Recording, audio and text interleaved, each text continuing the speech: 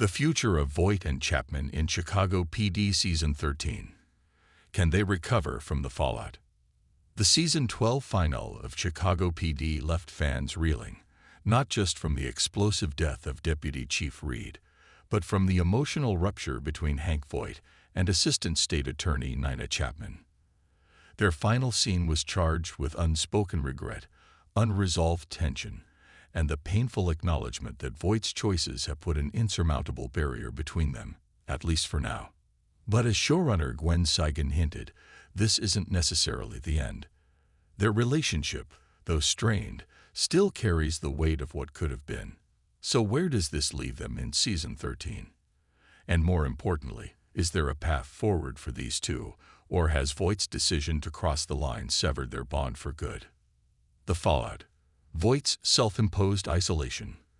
Voight has always been a man who operates in the shadows, towing, and often crossing the line between justice and vengeance.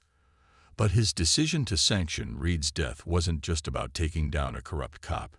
It was a statement about who he believes he is. When he tells Chapman, "I don't get more," it's not just a rejection of their potential romance. It's an admission that he doesn't see himself as someone capable of redemption. This self-awareness is both tragic and telling. Voight has spent years justifying his actions, but this time he's not trying to convince Chapman or himself that he's still the good guy. He's accepted that his version of justice will always come at a personal cost, and he's unwilling to drag her down with him. In Season 13, we'll likely see Voight retreat further into his lone wolf mentality. He may push Chapman away professionally as well, avoiding her in cases where their paths would normally cross. But this distance won't just hurt her. It will isolate him in a way that could become dangerous. Without someone like Chapman challenging him, who's left to keep Voight from spiraling? Chapman's dilemma. Can she walk away? Chapman's heartbreak in that final scene wasn't just about losing a potential romantic partner. It was about losing faith in the man she thought Voight could be.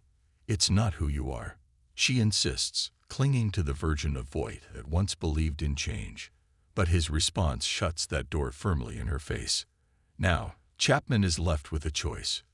Does she accept Voight's self-assessment and move on, or does she refuse to let him write himself off so easily? One of the most compelling aspects of their dynamic has been Chapman's refusal to romanticize Voight's darkness. She doesn't excuse his actions, but she also doesn't dismiss the good in him. If Season 13 explores her perspective more deeply, we could see her wrestling with whether to fight for him, in whatever capacity they have left, or to finally walk away for her own sake. And what if she does walk away? Voight has lost allies before, but Chapman's departure would hit differently. She represented hope, something Voight hasn't allowed himself in a long time. Losing that could either break him or force him to confront his own choices in a way he's avoided for years. The lingering connection. Is reconciliation possible?